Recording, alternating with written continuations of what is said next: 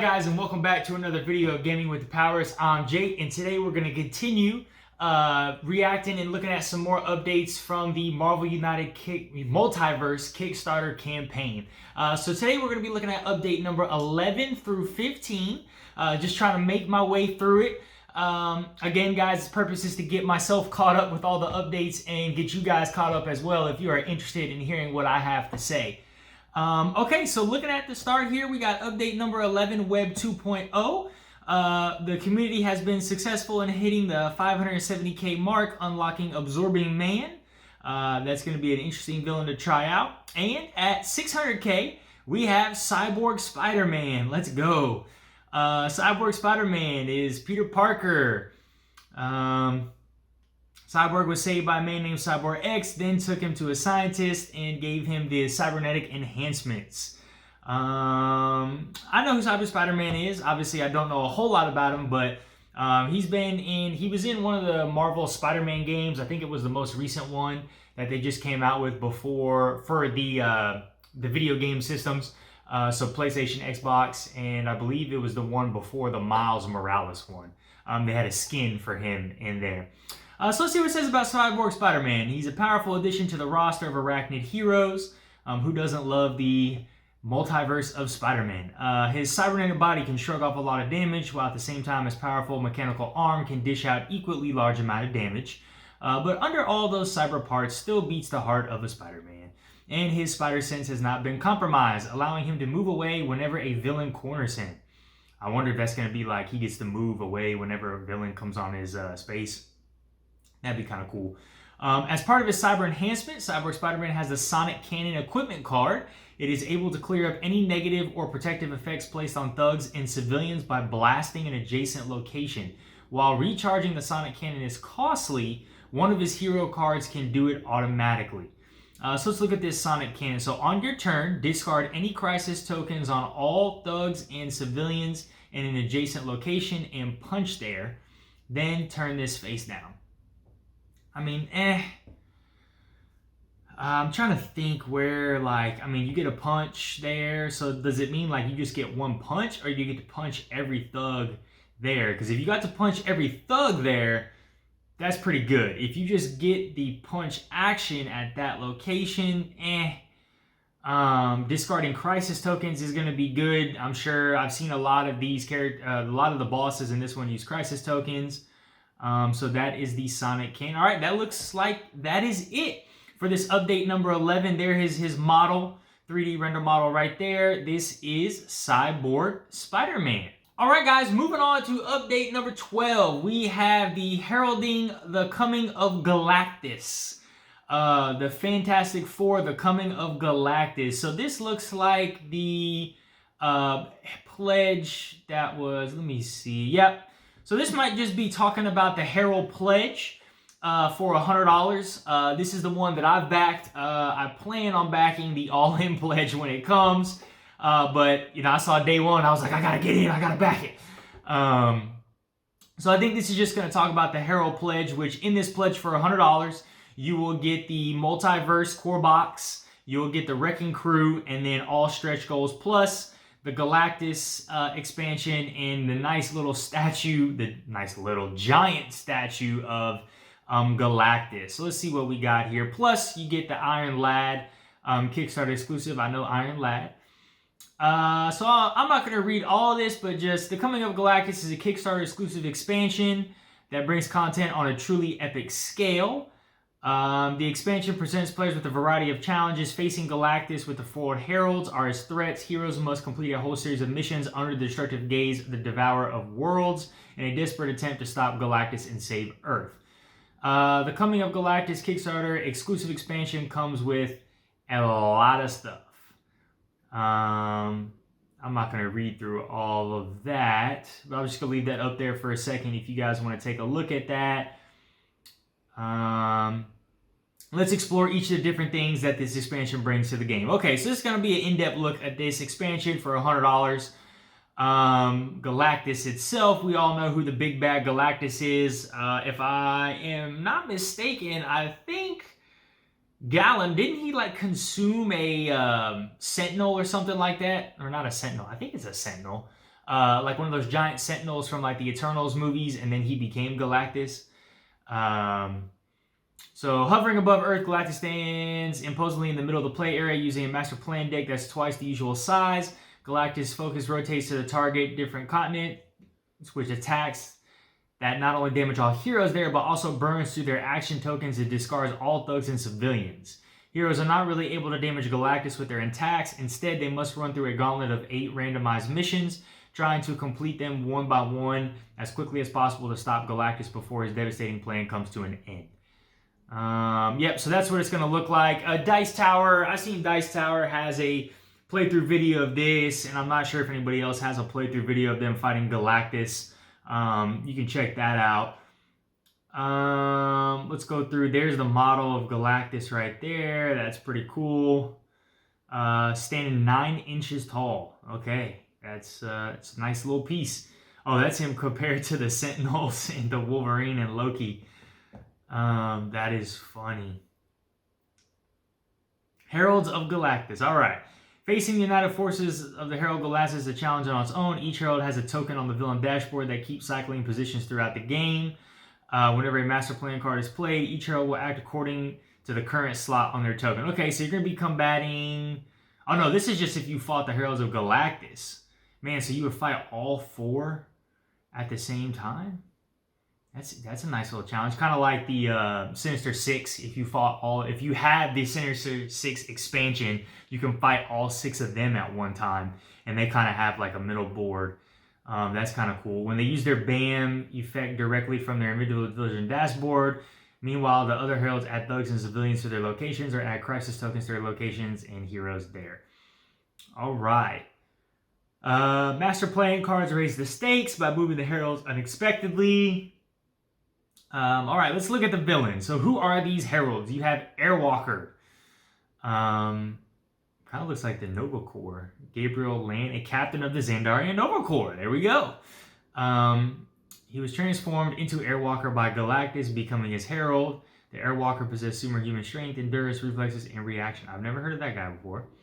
That is a glorious model, though.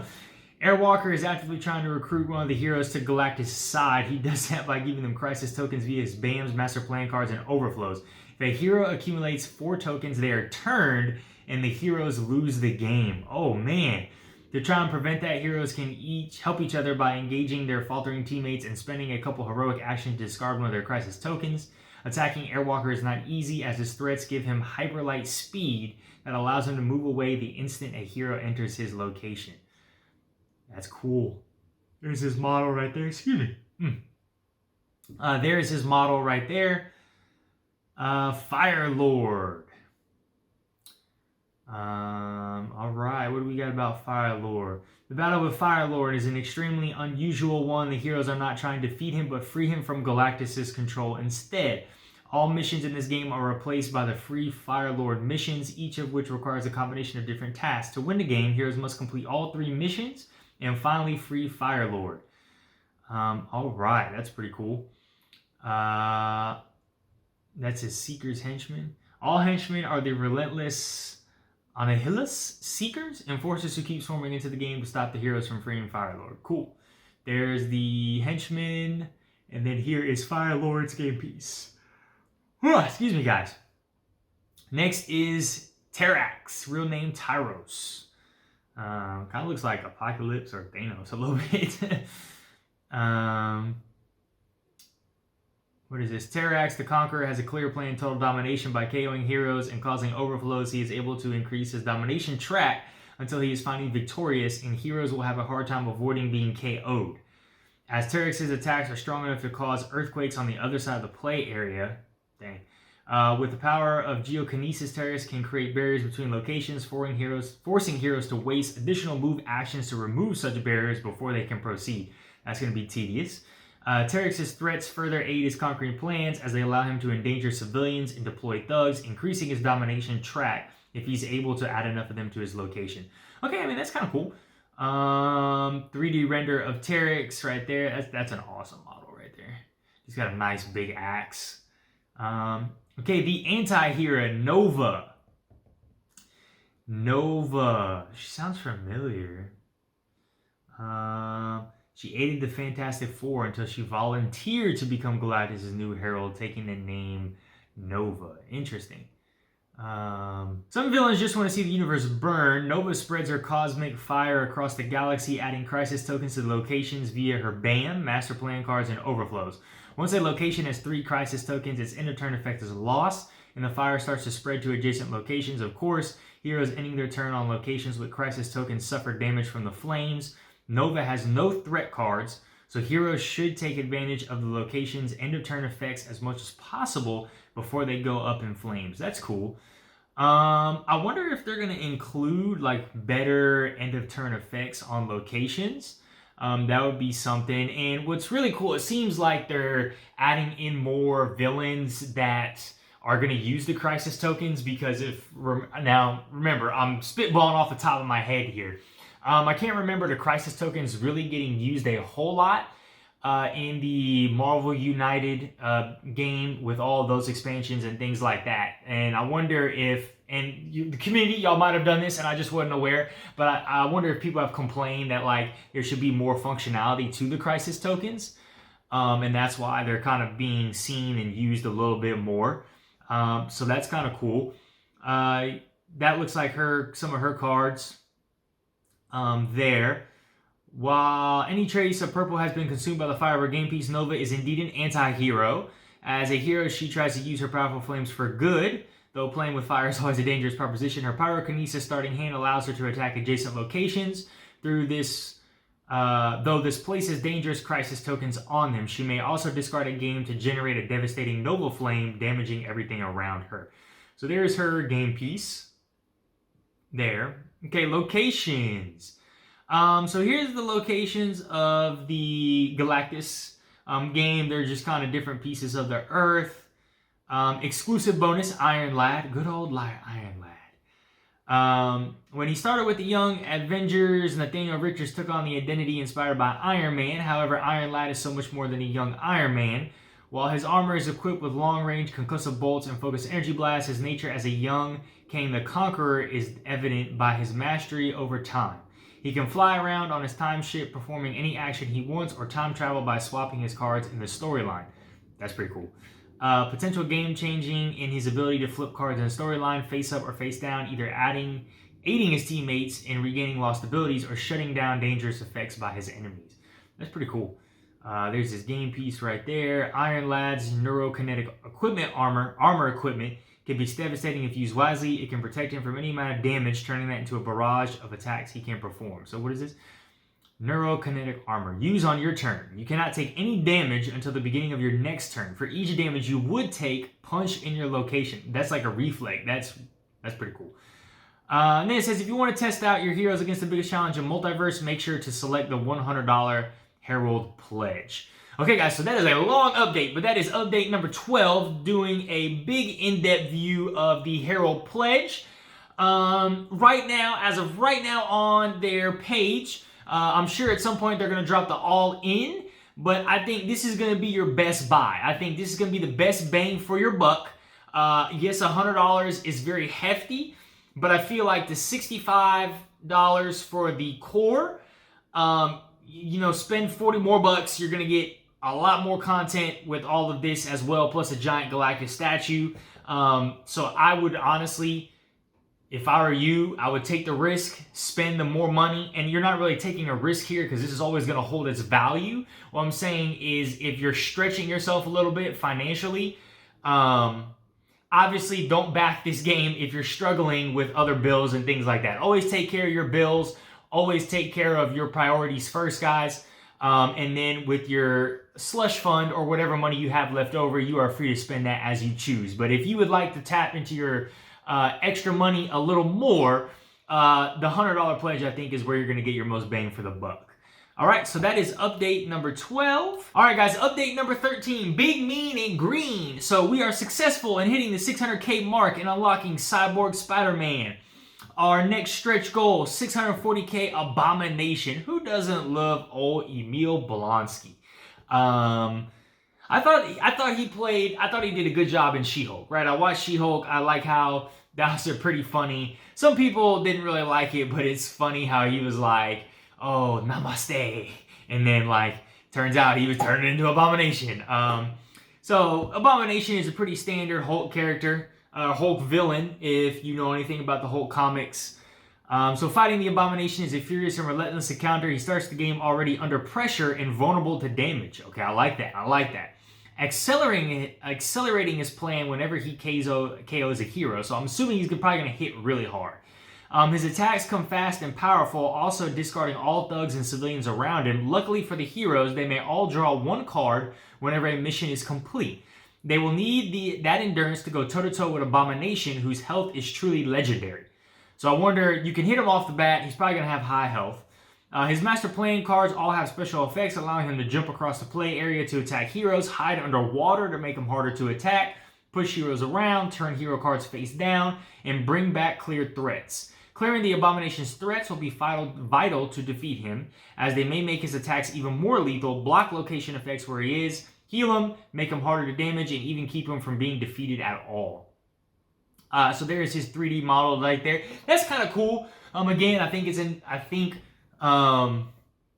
again, you're going with the trade-off, right? He's allowed to get hit from the jump. Probably going to have an insane amount of health. Maybe like 8 health on easy mode, whatever. Maybe 12 on hard mode. And then he has effects that can basically stall that out. So you can't beat him in like 3 turns. That's a cool model, though. Okay, that's it. That's all we got for update number 13. We are looking at Abomination up next. Big, mean, and green. All right. All right, guys, on to update number 14, Stars and Strikes. So we have been successful in hitting the 640k mark, unlocking Abomination. Our next stretch goal at 670k is Patriot. Grandson of the Black Captain America. Nice. You gotta love him. Gotta love Patriot. All right, so I believe he was in the.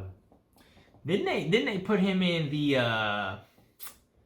Oh man, Captain America Winter Soldier. The Winter Soldier. They had a TV show. I can't think of the name of the TV show right now. Disney Plus TV show. It was Bucky Barnes and Falcon, but he became Captain America, and he basically became Patriot. I think he became Patriot. I apologize if my Marvel history is wrong or I'm incorrect in what I'm saying, okay? While Patriot is a powerful super soldier equipped with an array of throwing stars, he can use a target, so it's not Falcon. Use the target adjacent locations. It is his tactical mind and natural leadership that makes him a valuable asset to the Young Avengers. He's able to supply his teammates with free wild tokens so they can perform any task necessary. But I think they did feature the grandfather in that. Pushing them to adjacent locations. Okay, so there's his model right there.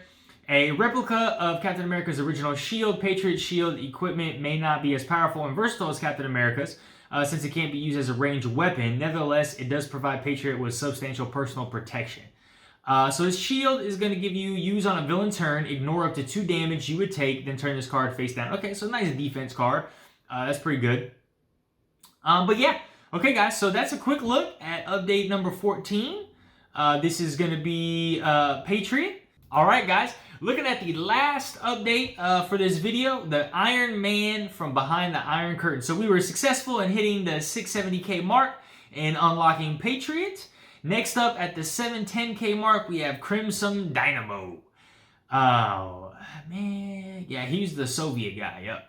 If we reach 70k, we'll unlock Dynamo, Soviet Union, jet paralyzer technology, and then the armor as well. Yep. Okay, so it says, let's see what we got here. So fighting against the Crimson Dynamo is a relentless struggle. The Clear Thugs mission is a replace with his Power Struggle mission, which starts already with 2 crisis tokens on it. Master playing cards, overflow effects, and BAMs. From the Crimson Dynamo and half of his threats keep adding crisis tokens to this mission, though heroes next to Crimson Dynamo can try to prevent that by taking the damage themselves. Heroes can also corner him and use heroic actions to remove further tokens. They'll need to spend plenty of effort there, as the game is lost if the Power Struggle mission ever fills up. However, if they manage to empty it, it's considered completed. The card is flipped over and placed on the villain dashboard, overriding the previous rules and introducing its own set of rules. Besides the power struggle, Crimson Dynamo himself will not be easy. His armor power threats allow him to ignore damage, and the Red Militia turns civilians into thugs who attack the heroes. Oh man! And then there's Crimson Dynamo's arsenals of missiles, which target both adjacent locations, and Electric Blast, which shuts down all nearby equipment. Interesting. Okay, so they got his little dashboard here. Let's see what it says. I might have to get in close here to be able to read it. So his BAM is going to add 1 crisis token to the power struggle mission. A hero in Crimson Dynamo's location may take 1 damage to prevent this effect. Okay. His overflow. For each overflowing thug or civilian token and 1 crisis token, add 1 crisis token to the power struggle mission. Okay, special rules. Heroes may spend heroic action in Crimson Dynamo's location to remove crisis tokens from the power struggle mission. 1 heroic per crisis token, as many times as they wish. When there are no crisis tokens on the power struggle mission is completed, flip it and place it here, covering with the special rules and villainous plot. Villainous plot. The heroes lose if at any time there are 12 crisis tokens on the power struggle missions. All right. It's doable. I mean, that might be tough, but doable. I like it, though. Again, you're using the crisis tokens. All right, there is his 3D render model with nice little armor, and that looks like that's going to be it for this update. So that is update number 15, the Iron Man from behind the Iron Curtain. All right, guys, so that is a look at update number 11 through 15 of the Marvel United Multiverse Kickstarter campaign. If you like our content, please go ahead and drop a comment. Comment on, out of these 5 updates, which character you're most excited to battling against or trying out. And then, as always, guys, please subscribe to our channel if you haven't already to see more future content. All right, guys, y'all have a good one. Bye.